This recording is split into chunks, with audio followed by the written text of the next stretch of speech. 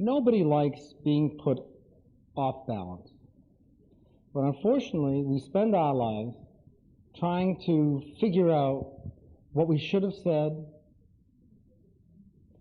what we could have said, and how much we could have gotten away with. And it's a struggle. And the struggle of our lives is basically this. The emotional struggle of our lives is to stay out of emotional debt, to have no anger on board so that we're free to interact with the world as a person, not as a collection of unresolved problems. You all know people like that. And sometimes when you're under a lot of stress, you're like that too. And that's when you really hate yourself. When you're leaking all over the place.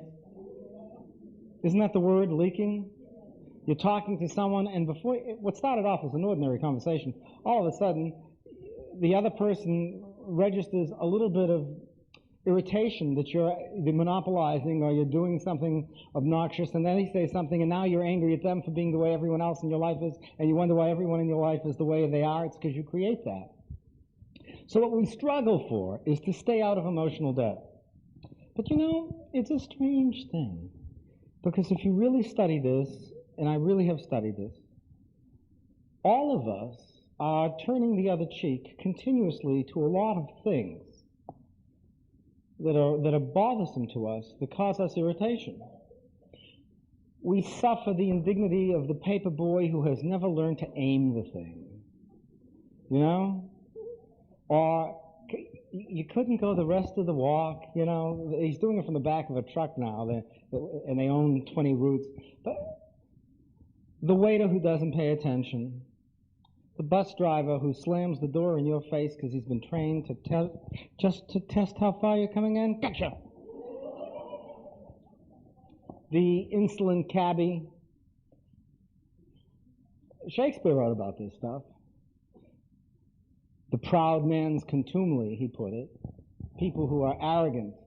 People who are treating you in ways that make you feel inferior.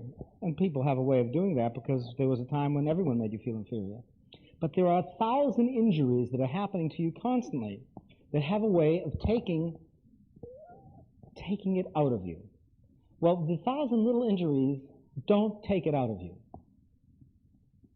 What takes it out of you is that some serious injuries have been pushed down by you and have created a hole in which you are placing those smaller injuries, and it just grows.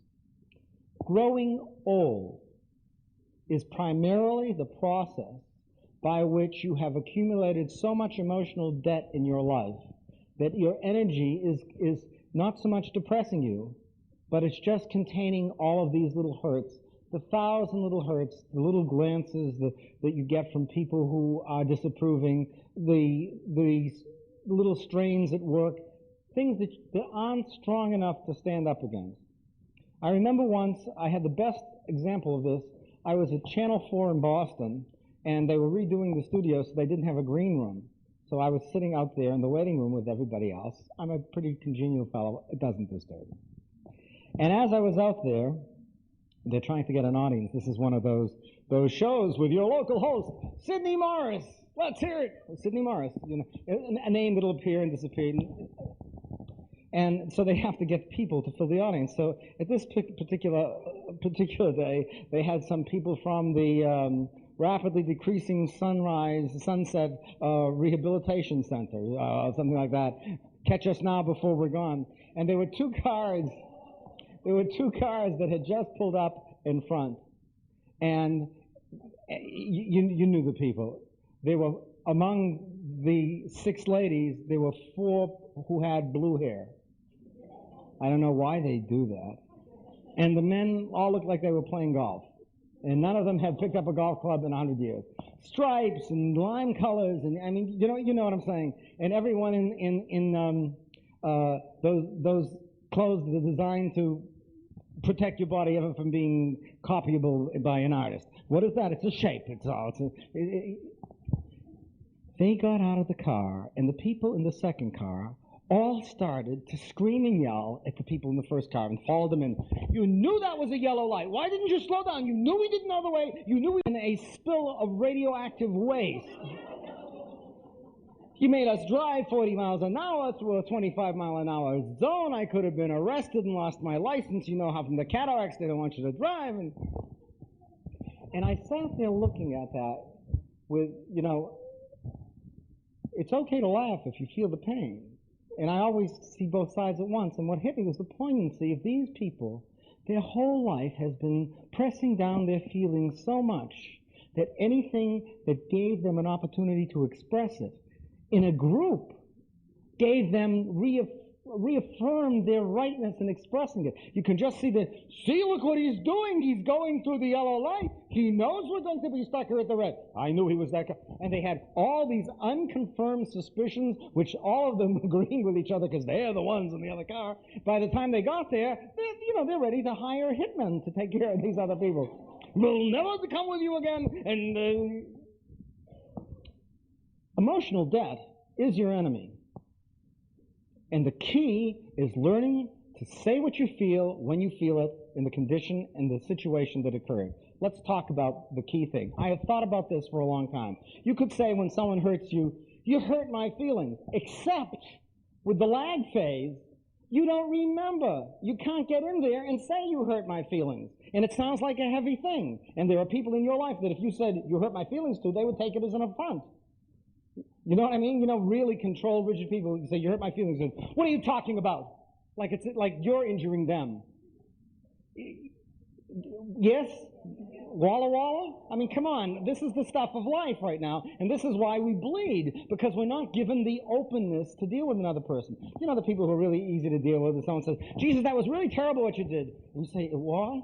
Yes, and so on. Gee, I'm sorry.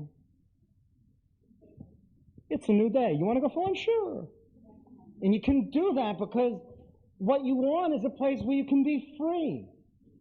Difference between a happy home and an unhappy home. This will bring it home to you. The same amount of crap happens in both places. In a happy home, you are free to say that you're having pain and the other person listens. In an unhappy home, you say, don't you dare raise your voice to me. That's the first line of defense you get back. You're not allowed to be you. I mean, it's, to me, I am from the world, and you're nothing, and I'm into the world. It's terrible. You're not permitted to be a person. So it builds up and up and up, and the next thing that develops is more and more anger turns into hatred. You have fantasies because you're not allowed to deal with it, and what are the fantasies that a kid has? What are the fantasies that a kid has? Think of it. Bang, bang, you're dead. We say that all the time. Okay, bang, bang, you're dead. I'm going to kill you. You hear that, right? You hear that, and you hear parents say, don't you ever say whack that to me. Oh, that's going to make the kid love you more, huh? But that's what happens. And the reason kids get into trouble and the reason lives get screwed up is because the kid can't handle the internalized anger because they don't develop a conscience that's functional till they're about 7. So what they do is they develop a pattern of decreasing the hurt, the self-hurt, the anger directed towards self. How do you decrease the anger directed towards self? You get punished. It's like being forgiven. It's like confession. Do you do that? Bam, bam, bam. I feel better now. So what the kid ends up doing is self-destructive things. They don't do well in school. They can't focus. They can't listen. They can't interact with other children. They get they come back with stories. Nobody likes me. Of course nobody likes you. You monopolize the conversation. You push other people around with your aggressive behavior. You see it happen and you can't even admit it to yourself. And the reason they're doing it is because they're not free to be really expressive at home. Having a parent who is too understanding, by the way, is also being controlled. Well, you know what I mean? How some people can talk a kid out of his rightful hurt? You know that. Okay, now let's get to what I really want to get to, because this is so important. You can't say you hurt me to some people. It's just too wretched a thing to be able to say. So here you are, imagine yourself at a party, okay? A lot of social inhibition for expressing yourself, right? And someone says something that hurts your feelings. Perfect situation in which you're not going to respond because you're going to swallow that because you don't want to make a scene. You don't want to make a scene.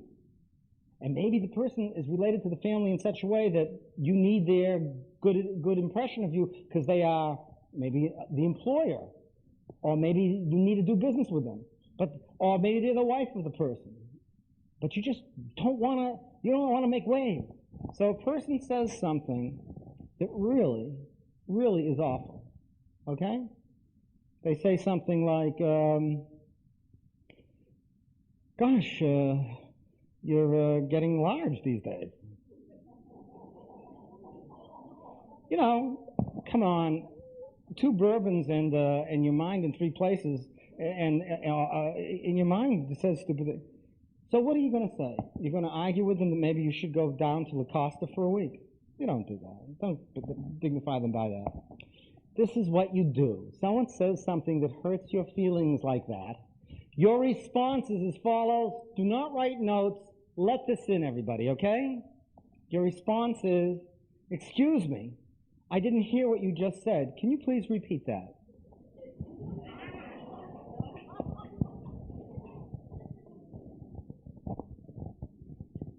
Think about the wisdom intended upon those words. Think about what I just said. It took me 25 years to write that line because I wanted to make a line that was totally innocent and non-offensive, because it's not a response to the content.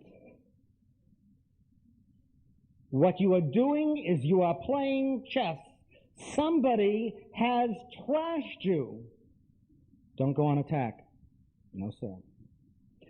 In chess, the object of the game is to control the 4 center squares of the board. That's what you do. You control the 4 center squares of the board, and you own the game. The hell with the rest. You got the 4 center squares, mate and 10. You got it. What you want to do is you don't want to lose your cool. You don't want to be dragged in, and you don't want it to last another second longer than it has to, and you don't want to be miserable about it, and you don't want to have a lowered self-esteem about it, or you don't want to go back to the car and say, I did it again, I let them trample all over me. You don't want to do any of that. So what you do is you say, excuse me, I didn't hear what you just said. Could you please repeat that? Other person. They go, oh my God, I knew I shouldn't have had too much. Look what came out of my mouth. Look what I just said. I can't believe I said a thing like this. I've been told to keep my mouth shut in a situation like that. I say the first thing that comes to my mouth, and it's out of my mouth. Oh my God, did she hear me? Did he not hear me?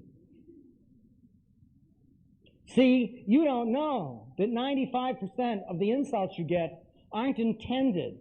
It's people in their stupid foxhole opening up what's inside them. She didn't mean to say, you're losing anyway. She's saying, God, I really got to lose some weight. Look at me. I walk by the mirror, and she looks at you, and the conversation continues. It has nothing to do with you. And you caught them because you happen to be the car in front that went through the yellow light. Got it? Got it? Got it? Walla walla? You've got to understand this.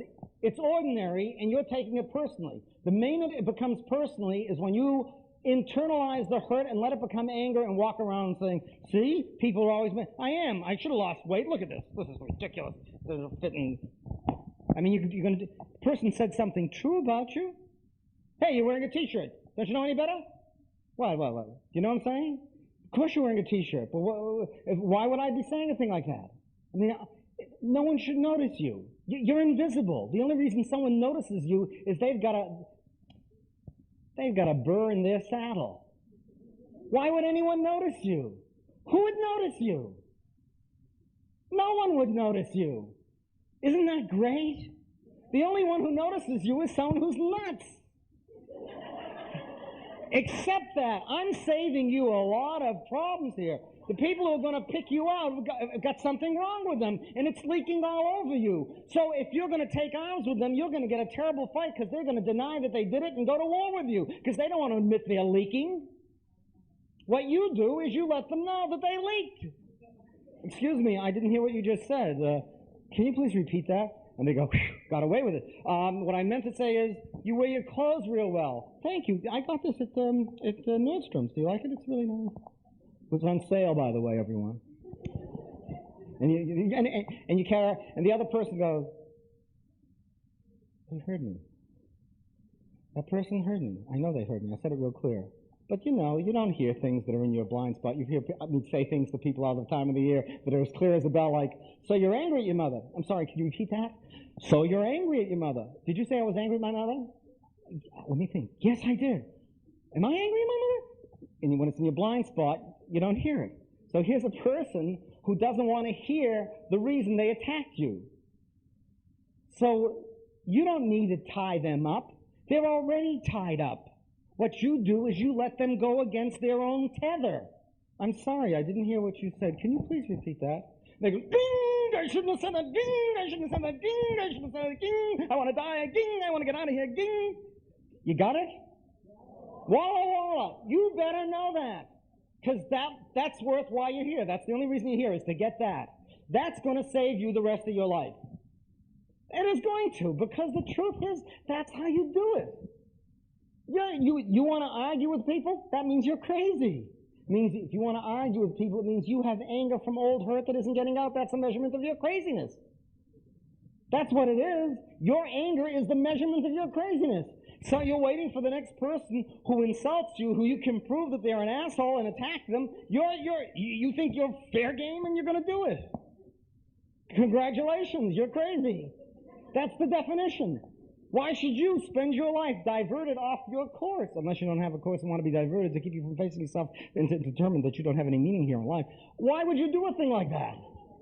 Unless you're afraid of looking at yourself and seeing whether or not you have talent. Why would you do a thing like that? Maybe you're afraid you don't have a gift. Why would you do a thing like that? Maybe you're afraid of working hard and doing for yourself what you should be doing in your life. I don't know.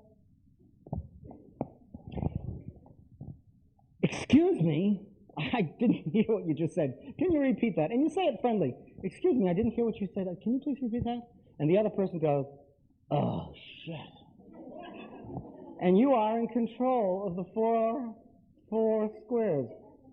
Some rules. Don't help them remember. Why? Why should you? They're remembering plenty. Don't help them. They know. And if they can't remember, you go. Then they say, I said, boy, you put on a lot of weight. Your response is not to the comment, because the comment's always crazy. If they repeat what they say, this is what you say. Now, got to understand, there's a lot of thinking in this. These are not ordinary sentences. All right? And you have to memorize them and put them on cards and carry in the party. This is what you say. You ready? I'm sorry. I don't understand what that means. Please explain that. Yes, you want them to explain their obnoxiousness because they've leaked out of their hole. Now let them get out of it. You know they're crazy. What you're inviting them to do is to display. You're being perfectly calm. Excuse me, I don't understand that. Can you explain that? And all of a sudden, all around you, people will look and you're just, you don't understand. Well, what does that mean? And what is the purpose of saying that? I don't understand. I don't understand. I don't understand, folks. That's what you say. I don't understand. Get them to explain. By that point, they're so inhibited, and you're so much in control of the thing that you're on to other subjects. And the key thing, and this is what you've done, you've taken the moment now, and you have expanded it into an event without being the attacker or aggressor. They have displayed themselves significantly enough to be branded. Okay? They said something obnoxious. Other people saw it. You did not respond. You did not feed into it. Anything you give to feed into that moment will be distorted and set up by them when they report it as the reason why they said it in the first place. Okay? I'm telling you wise things, friends. Memorize this stuff. So instead of giving them something to hand, you just wanted to understand. What? You didn't hear it? Ask them to repeat it. They said it. You didn't understand it. Please explain it. So they'll accuse you of being a thick-headed person. But you'll know.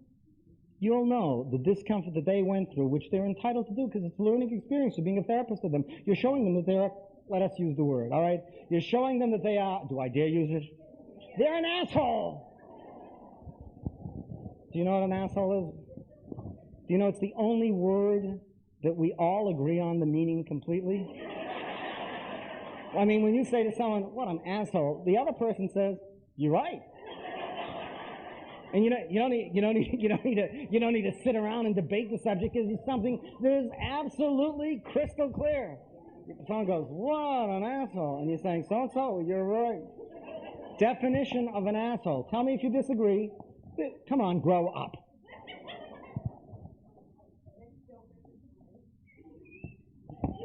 Don't be an asshole.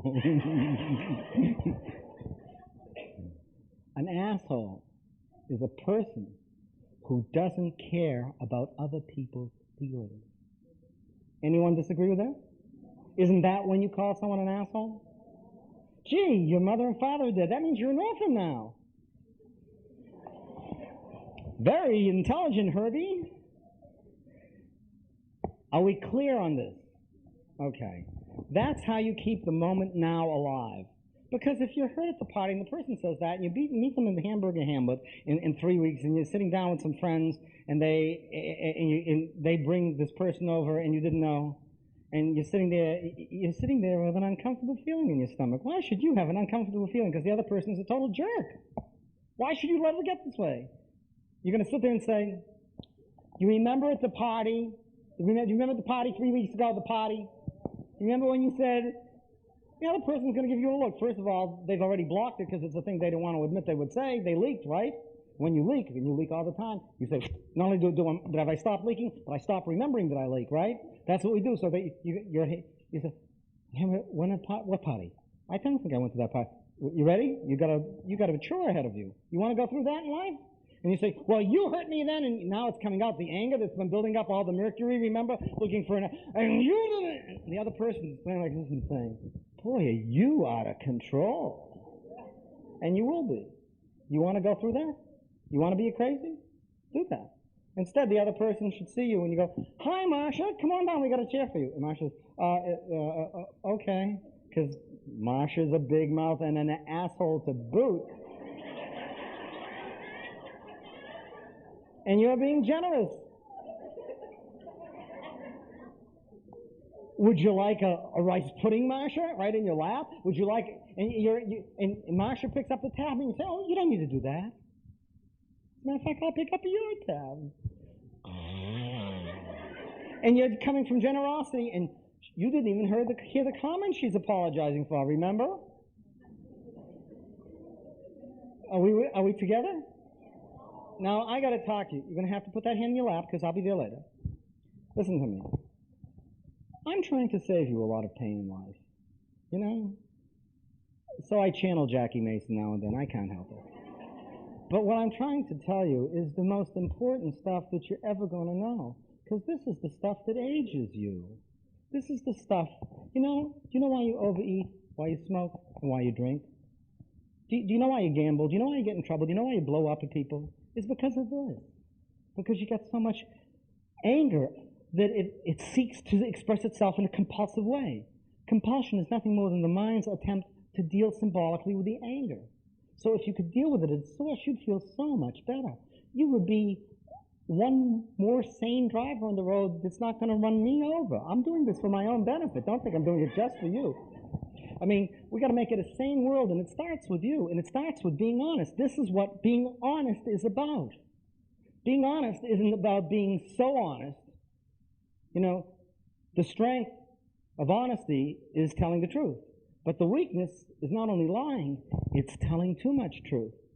If someone said something to me at a party, I have the power. I have the insight. That laser insight that brought me to fame and fortune, I can lay you out like a piece of dissected liver, I can see your past, your present, and your future all at once. It's a gift. I mean, I can. You want me to do that to someone at a party? I would be what? I would never be invited anywhere. I would be an asshole. I can be an asshole enough already, enough. What do I want to be more of that for? So telling the truth is not telling all the truth. You don't debate the white lie issue. Instead, you tell the truth, which is to keep you in a place of, the word is homeostasis, balance with your emotions, so you're not stirring up stuff. Excuse me, I didn't hear what you said. Could you please repeat that?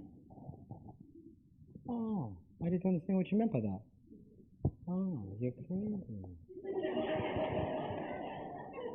I don't have to deal with it. It's nothing personal, right?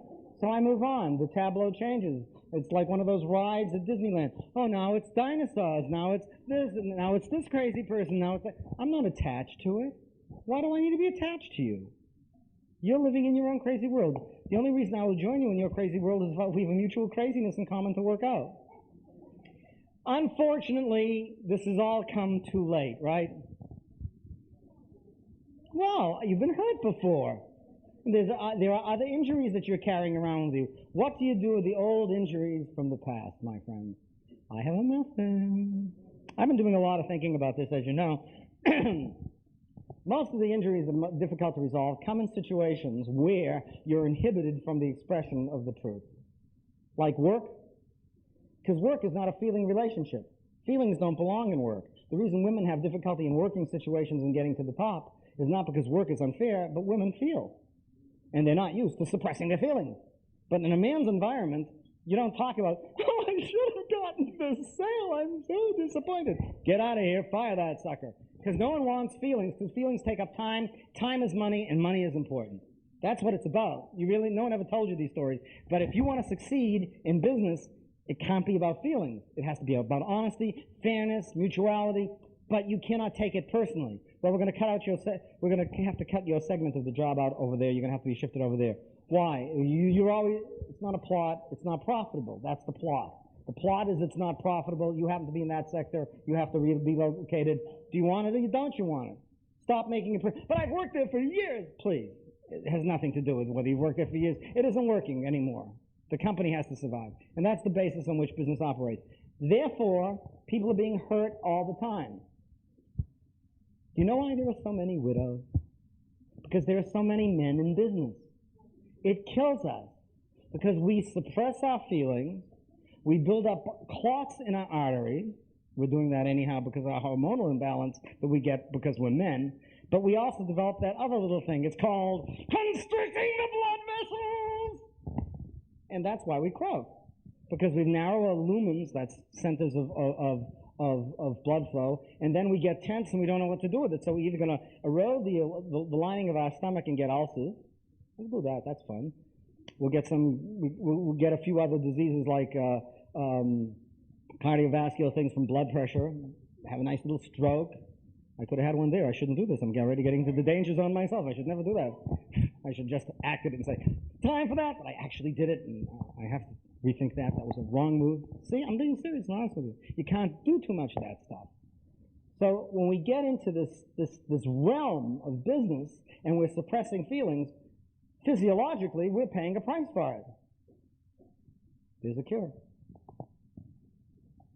Let's imagine someone has hurt you, and you are not able to tell them that they hurt you. You're really pissed at this person. Would you all think of someone? Got it? Didn't take long, did it? Did it? Right there. You're right there. You're right. Everyone's going, yeah, I got it, right? All right. First piece of advice. You got that name clear in your head, everybody? I want to see heads move now. Sorry, I just had to do that once in my life. I always wanted to be a rabbi. We're not explaining that, but there's we'll just go on. Oh, God. I amuse myself. You know how it is. Sometimes you do things for you. I'm writing a novel now, and sometimes, just for the hell of it, I'll make a character do something absolutely crazy. I'll just erase it.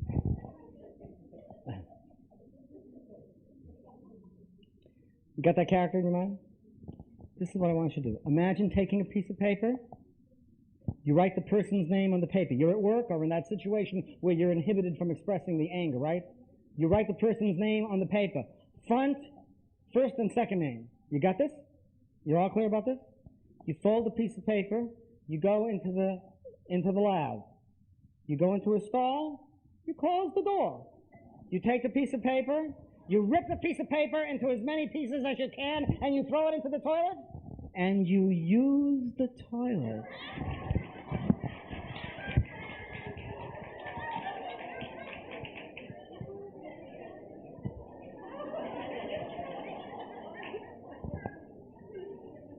What's going on in here? Why are these guys still laughing over there? People say, why are you all laughing? Why are you all laughing? you know why you're laughing? You're experiencing relief. Isn't that right? Let me tell you how psychotherapy works. Your mind is a symbolic animal. Wrong words, but you know what I mean. Your words are symbolic. They don't mean anything. Words don't mean anything. We make them mean anything by associating them with meaning. It's our ability to associate that gives us the capacity to think the way we do. That's what it is. The mind of humans is an associative mind. We can associate. A blind person, when they get sight, is shown an orange, and they say, that's an orange. They take a look at it and say, well, I've never seen that before. And they hand them the orange, and they go, oh, it's an orange. Because they made a touch-to-sound association. Now when they see it and they have vision, they have to make a sight-to-sound association. We have an associative mind. We associate things to words. It's our capacity. So an event happens. We see a trauma. We feel the loss. We repress it. We grow up. And in therapy, you sit with a therapist. He says, remember that time now. You were alone in the bedroom.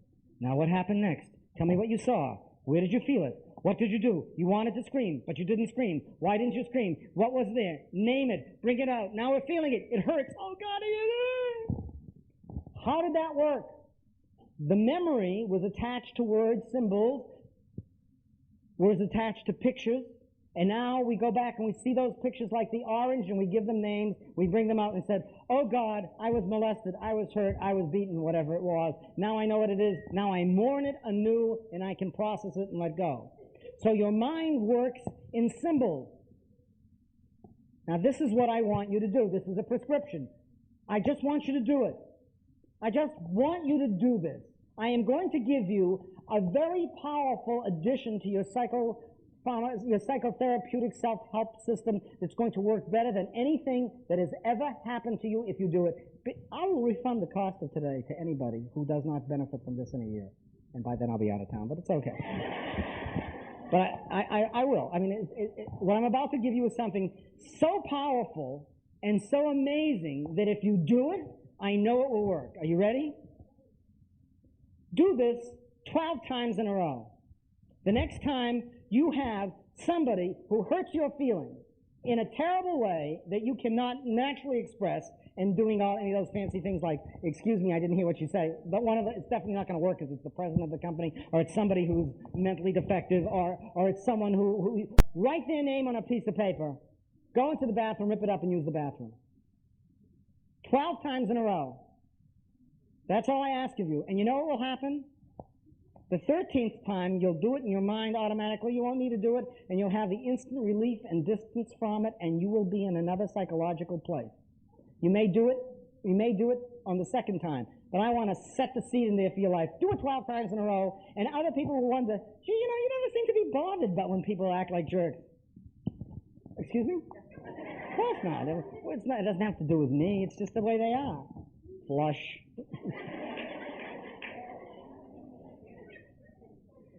I'm glad you're laughing, because I want you to be able to laugh through the crap of life. How to overcome the stress of difficult times. That's what this is about.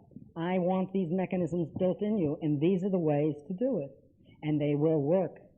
They will work all the time, because you will suddenly find that you have an internal language that deals with the world in a way that makes your life happier. Doesn't this make sense? Is it very difficult to understand? It took a lot of theoretical thinking to come to this place, to invent the feeling cycle, and to go through how feelings work, and to figure out the ways of doing it. But if it's going to work, it's going to work in very simple things, and your mind tells you right away, of course, this is obvious, because the real good ideas are obvious. Oh, that's an apple, it falls down. There must be a thing called gravity. Could have had a V8, didn't figure it out before that moment. All right, so we're ready to take some questions about these issues that people don't understand and would like to make clearer. And if you would like to ask questions, just so that it's all on... Ooh, that was lighter than I thought it would be. A little inhibiting. Take the thing and stick it over here. What a funny stand. Hi, George. You're trying to help me out? A little late, aren't you, George? Okay. Anyone want to come on down? Well, come on down. Ask questions. You got to get over to the microphone. Here they come running. But no more than 3 people in front of the microphone, because I get inhibited by numbers, and the reserved seats is where you sit. Yes? Okay, supposing we get what we learned today and from now on we could cope in a healthy fashion. But what about a lot of our hurt and anger and faulty coping mechanisms come from when we're young? And you've already told us that we could recall the person, do the little scenario, I'm sure it would work. But what if you can't recall why you act how you do? Or what if you can't recall the people or the specific incident that hurt you? How are you going to release that? The main thing you need to understand is if you act truthfully in the moment, by acting in these ways, the moment will be clearer and you will not be adding to the pile of emotional debt. 2, as you deal with a totally innocent offense, someone being a jerk, cleaned it up, someone being a jerk towards you, and you now manifest control over them, you will hear yourself wishing to add to that interface other stuff to make up for it. It's the other stuff that you want to add that is your problem. Keep notes of that. I suggest keeping a notebook and say, gee, I didn't hear what you had said to me, can you please repeat it? And I felt like punishing them. Who do I want to punish? Or ask the question. See, your mind will give you the answers if you allow your mind to have the space. But when you have old business and you're continuously letting it out, you create in the new space around you the old problems in disguise and you cannot sort it out. So what you first have to say is, this is my problem. What happened to me was wrong. But the way I reacted to it is the problem. Because another person wouldn't have reacted to the hurt in that way. So what you're trying to find out is, what I'm doing is I'm seeking vengeance. The object of going back and speaking to those people, by the way, is not to punish them, because you can never punish them. All right, first thing, you're never going to get even. The only way you get even is to live a happy life. Because if they are complete assholes, then their punishment is that they have to live out their life with them. Think of the person who most hurt you in your life, everybody. That I'm going to count to 3, and I'm going to snap my fingers, and on the count of 3, you're going to turn into that person with your life expectancy and live out the rest of your life as that person. How fast would you get to me to get me to stop this? 1. Are you going to be that person in a second? 2. For $5 million, will you do it? For $100 million, you can have anything. You can buy Suriname, wherever that is. You can print your own stamps with your picture on it. $100 million. Are you ready? Anyone ready for $250 million? We'll throw in Ivana Trump in her teeth. I don't know. They all have teeth when they're in that money state. In other words, there's nothing in the world you would accept to be that person. All right. In other words, in your way of thinking, they're already being punished in the worst way possible by being forced to live out their life. What else would you want to do to them? Why don't you just accept it and realize that they're already being punished in the worst way you can imagine? Your job is to forgive them. Your job is to forgive them. Would you like that in stereo? Your job is to forgive them. Does that work, George? Probably not. I've never tried it before. Now, for most of you, that comes as an unpalatable suggestion. Forgive the person who hurt me? I'd rather die, and you will die. Because you sure as hell aren't going to be living a happy life. Your pain is measured by the people you won't forgive. Do you know why you're having a problem with this? Let me explain. You've got to understand this. This is the center of the world for some of you.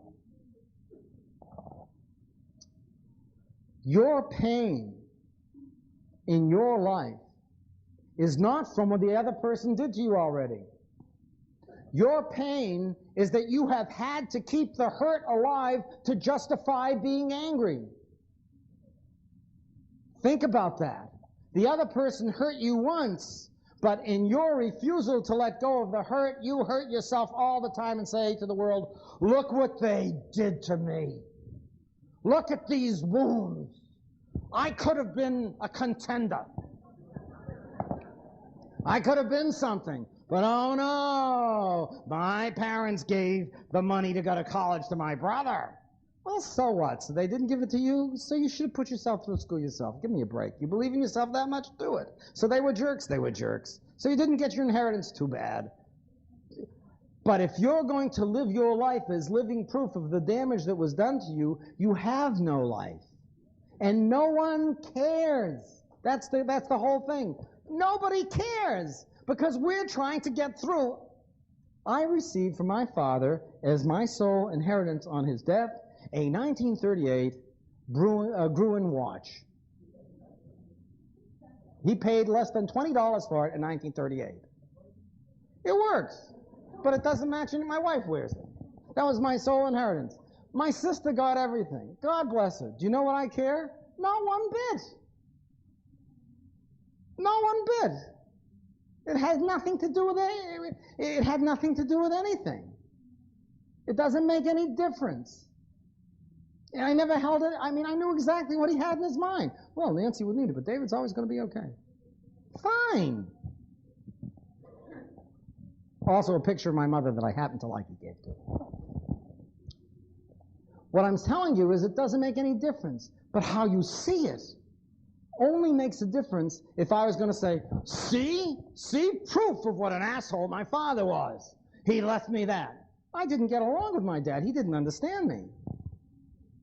It's true. When I had published The Making of a Psychiatrist, I was nominated for the Pulitzer, the National Book Award in Biography, and it was the Book of the Month Club main selection. It was printed all over the world. At 33 years old, I was like an international star in psychiatry. I threw a big party at a Chinese restaurant, because I'm Jewish. What else do you throw it at?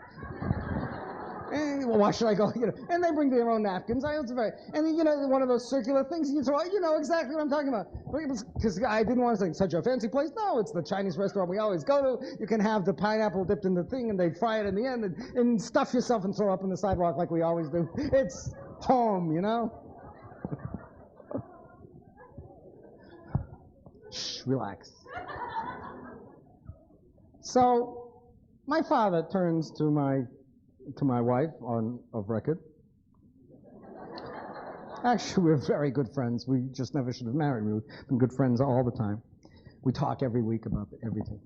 And he turns to my wife and he says to her, he said,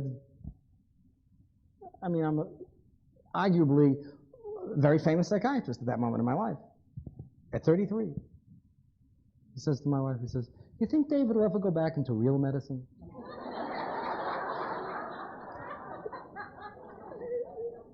Now, do you know what my immediate reaction was? I laughed. It could have been, what do you have to do? Answer was, I hadn't been doing anything for him since I was 15 years old. I realized it then. I gave up. I was performing in public, and I never allowed my father to come to my concerts, because he would always say something hurtful and stupid. So instead of putting myself through it, I never told him when I was performing, or that I did. It was not his business. I had friends who really understood about music. So when I would perform an unaccompanied suite for cello by Bach on the clarinet, which I can assure you was very difficult, and do it flawlessly and musically, and I didn't have to deal with, I like it better on the cello. Why would you transpose a thing like that for the... I didn't have to deal with that in my life. I didn't set myself up for those hurts. Besides, he heard me practicing or didn't hear me practicing. It was none of my business. It was business between me and Johann Sebastian Bach, and I kept it that way. Got it? I learned early, fortunately, so I was able to love my father, because I didn't expect him to be what he could never be. Although I did say, you know, Dad, I think you're the one who should have become an internist. You really would have loved it. And then he turned to me and said, what do you mean? In my day, when the Jewish boys couldn't get into medical school. I said, Dad, excuse me. All my professors are your age, and they're all Jewish. How did that happen? Ooh-huh.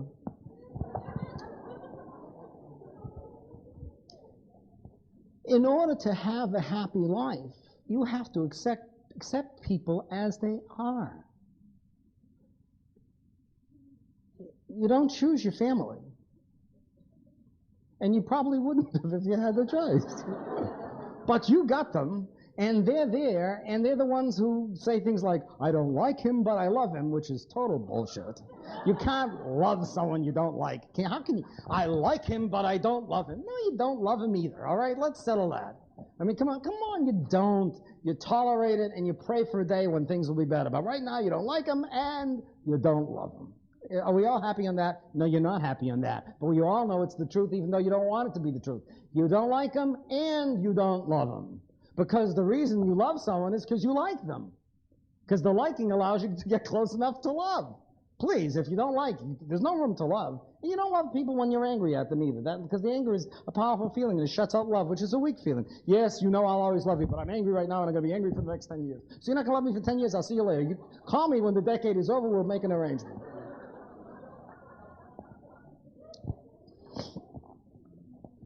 These are critical points because your whole life depends upon them. Forgiving is everything in life. Forgiving is part of the mourning process where you relinquish the anger over the hurt. That's what mourning is about. Forgiving is nothing more than letting go of the hurt. Imagine someone comes running down and says, and I go, is there a Mr. Lewis in the audience? And you raise your hand, you're Mr. Lewis, okay? There's a telephone, it's urgent. And you go, I wonder what it could be. And you go outside and you pick up the phone. I want you for a moment, just think of someone in your life that you have really hurt. You're there already, right? It doesn't take long, because it's right up, you feel guilty about it. Someone you acted in a really awful way to. Are you there? Someone you were selfish with, self-centered, didn't care about their feelings, took advantage of them because you were weak and didn't believe you could do it on your own. You used them. Are you there yet? Anyone not there? Anyone think they never hurt anyone? I'll get you afterwards because you're such a phony and faker. You're there, right? All right, now you're Mr. Lewis going outside with that in your head. It's that person. And the person says the following to you. Gee, I tracked you down this morning. You know, I just realized today that you know how you hurt me years ago? I don't hurt anymore. I just wanted you to know. I'm not sure we'll ever be any closer, but I just wanted you to know that I don't hurt anymore. Click. You come back in here. And I say, Mr. Lewis, can you come down the microphone right here? How do you feel? What are you going to say? Everybody at once. Everyone keep on talking. How do you? Why? You're free is right. You are no longer responsible for the pain because the pain is over. That's what forgiveness is. The other person lets go of the hurt. But they feel better because they're not holding on. You don't need to tell the other person you forgive them that you forgive them. But you need to act as if you're not hating them. Terrible things have happened to us in this world. The reason we have trouble forgiving people, you really want to know the reason? The reason we have trouble forgiving people is not because they hurt us, but because they got us angry in hurting us. Golda Meir was right when she said to Anwar Sadat, I can forgive you for killing our sons, but I can never forgive you for making us kill your sons.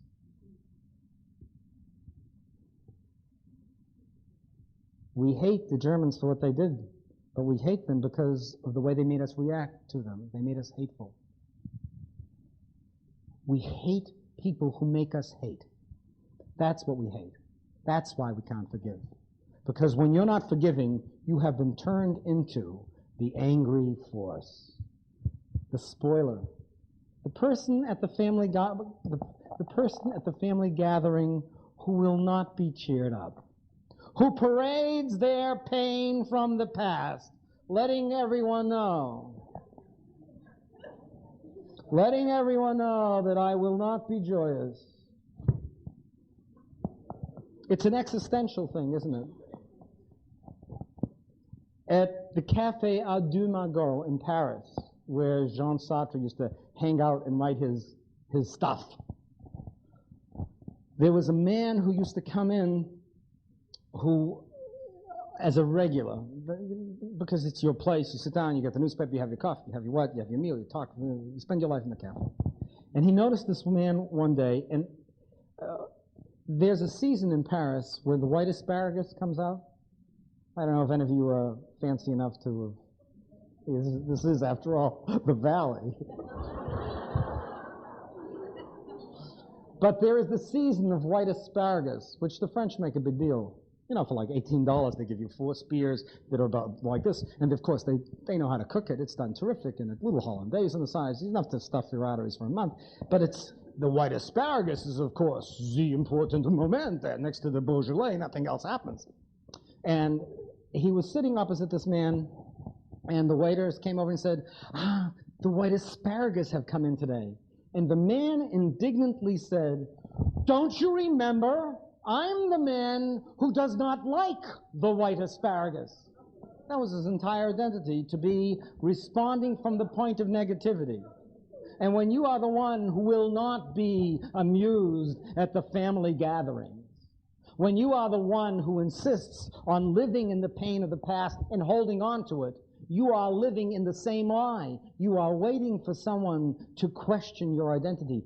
Don't you know I'm the one who's never forgive mother for being a drunkard? She's the one who hurt me. I would have been a different person had she been a sober, giving person I could have spoken to and been close to. Don't you remember? Mother was a drunk. Don't you remember? Have you forgotten? Lest you forget. Look at the tattoo. She destroyed my life by drinking. Wrong. She did not. She was just your drunken mother, and you didn't learn how to be any better. You thought that's how you had to be. You don't have to be like that. You don't have to be in someone's target range. You can be free.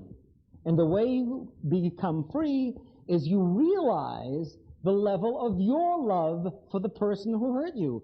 Do you love them or do you not? Don't lie about it now, folks, because you've been doing a lot of lying about this. And the reason you're afraid to say it is that if you say you don't love someone who you think you're supposed to love, you think you're a bad person too. And the only reason you get the upper hand, you think, is you say, but I love my mother and look what she does to me. Wrong, you don't love that person. Stop pretending you don't love, you didn't love, and you haven't loved.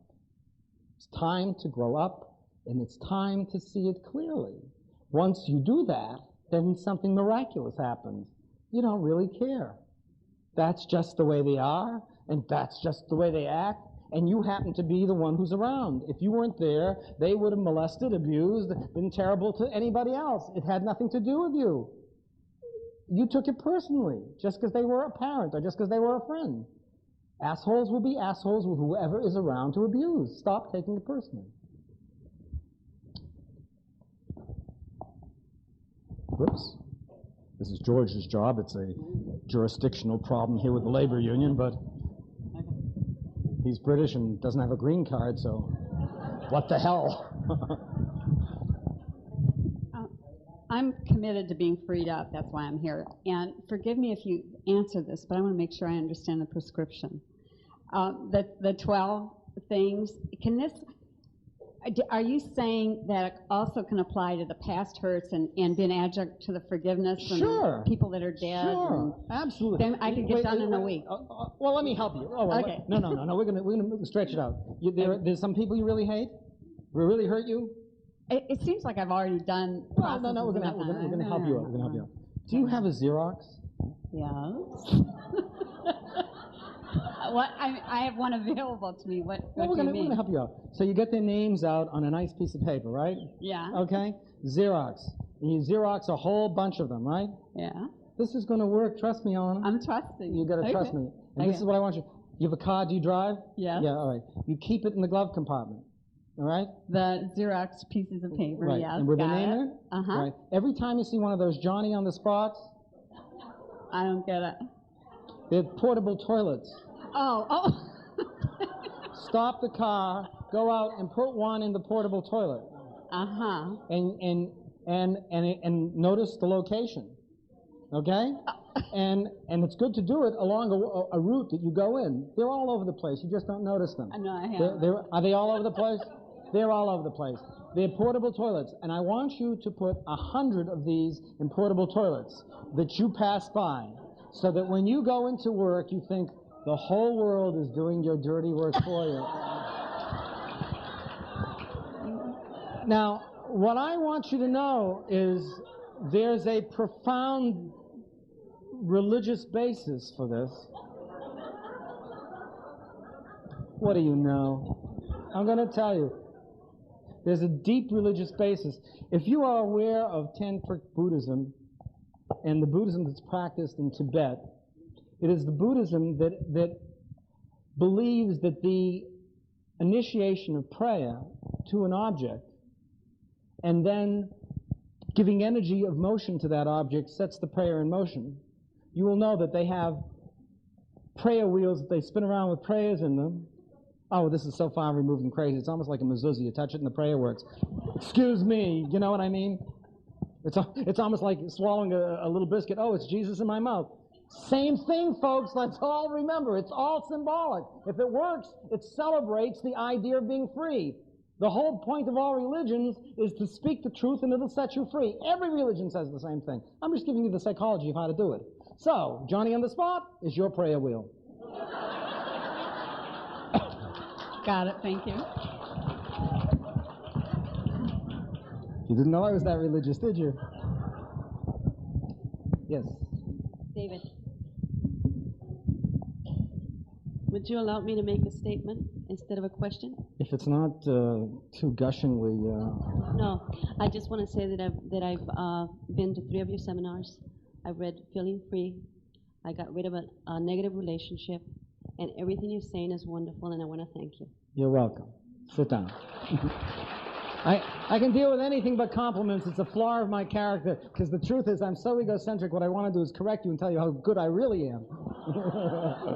and only my people who work with me know how truthful that is. See, I'm aware of my weakness.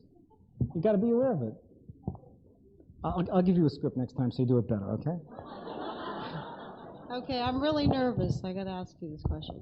I think you said a statement that controlling people shouldn't be in your life.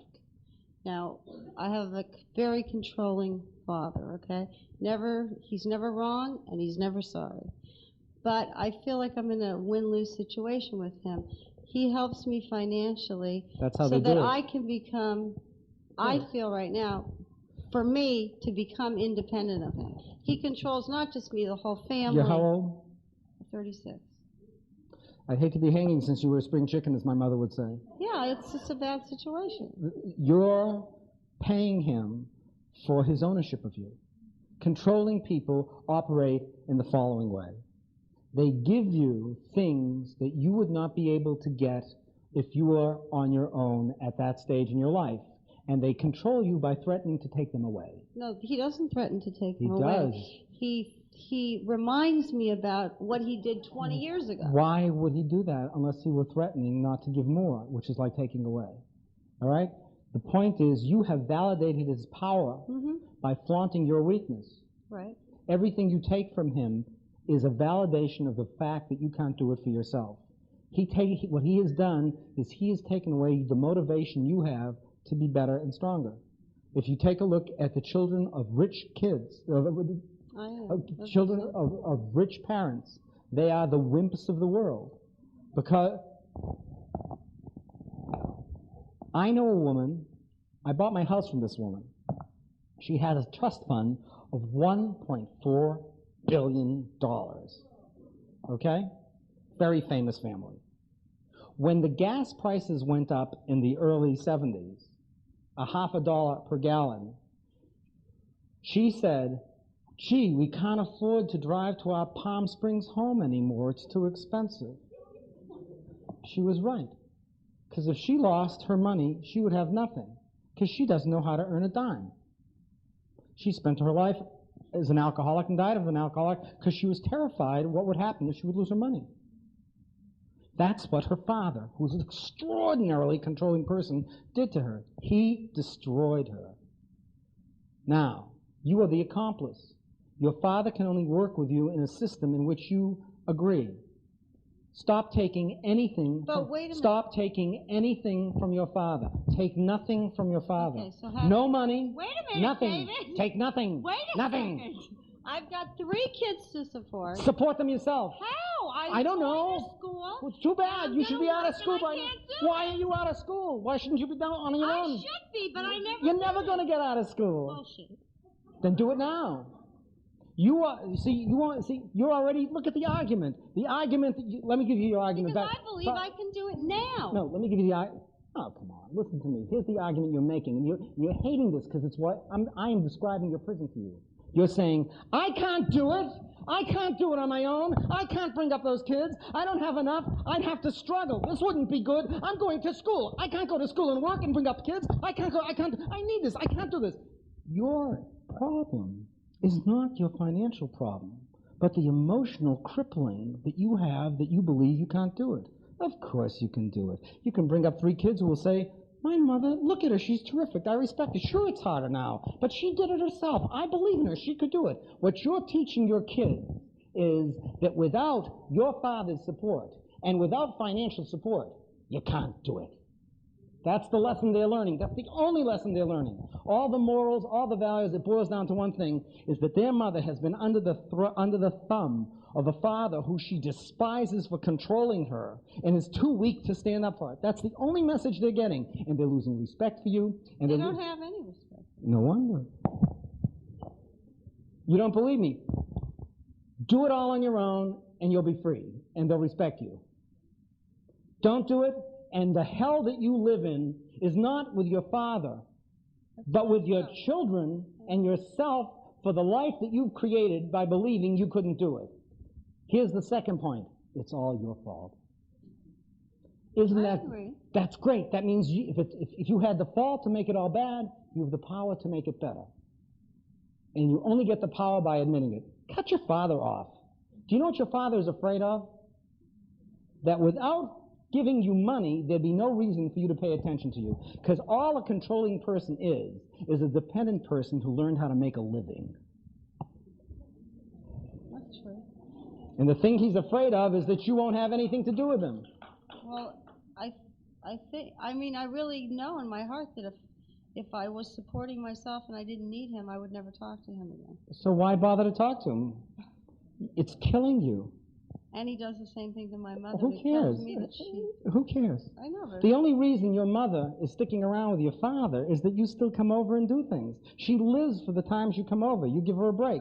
If she was allowed to suffer and feel her pain from living them, she'd say, I can't stand this anyhow. Laurie doesn't come over here because he can't stand, and the whole thing would change.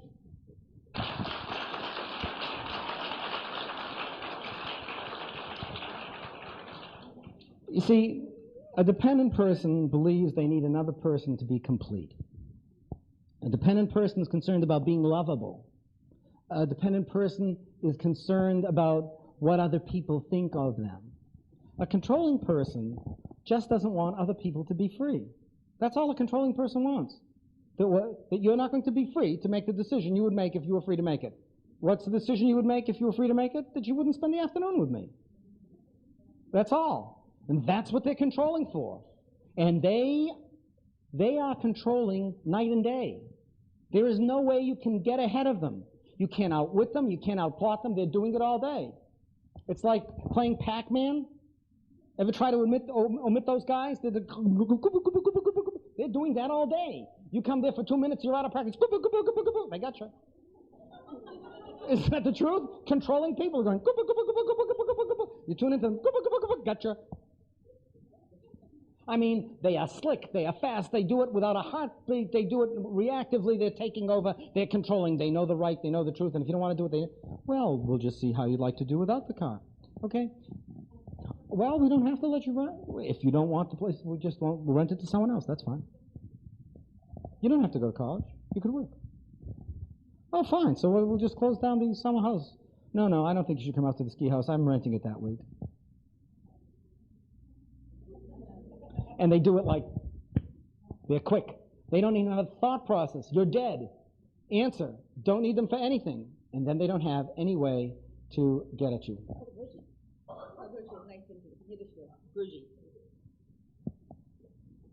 Time? You're the last one. Oh, okay. Oh, okay. You said about pain, running away from it, and avoiding it. Isn't that also we should use it to grow? Use it to ask why this is happening to us and try and grow from that? I didn't say to run away from it. Okay, I thought I heard you say that. And to avoid it. If you thought I said that, you were not listening to any of the other things I said. Oh, I was, yeah. Okay. No. You grow through your pain, but pain is always the process of mourning, is learning to give up the anger over the hurt so that you're free to move on to the next event in your life without residual pain.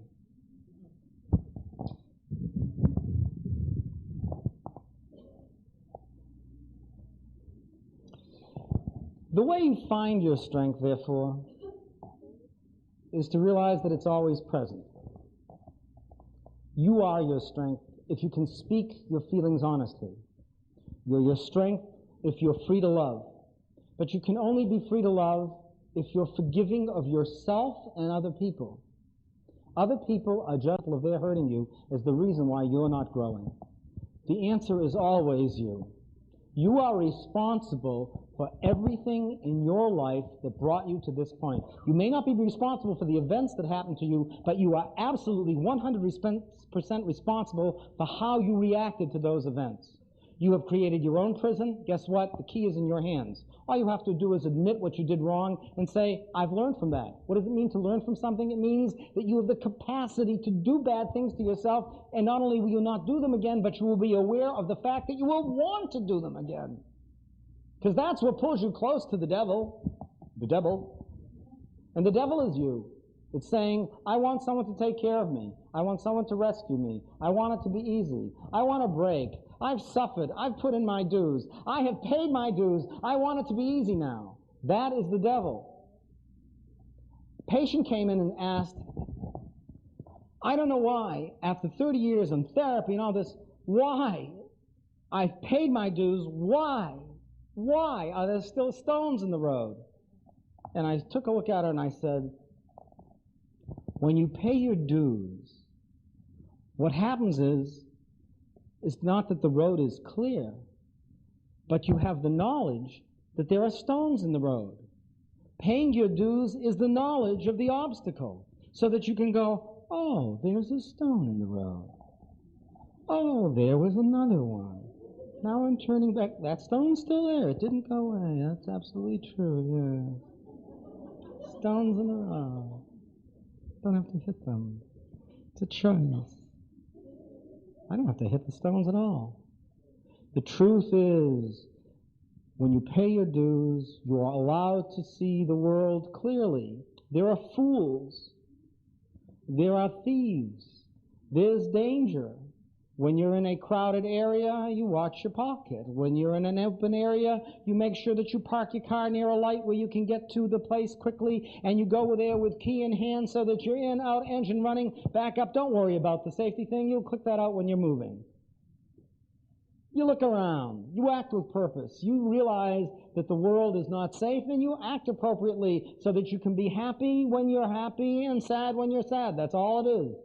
So that you don't expect the world to be free of stones, but you at least understand that since the stones are there, and you are you, and you're the one who will hurt when you trip, that you don't trip over the stones. Life is as complicated as you want to hide from it. It is as simple as you want to see. I hope I have made it a little easier for you to get through the problems of life, and I really ask you, if you really want to get the most out of this, you really should pick up today's tape. I love those plugs. Matt twisted my arm and said, you got to do that, Viscott. Oh, I gave my secret name.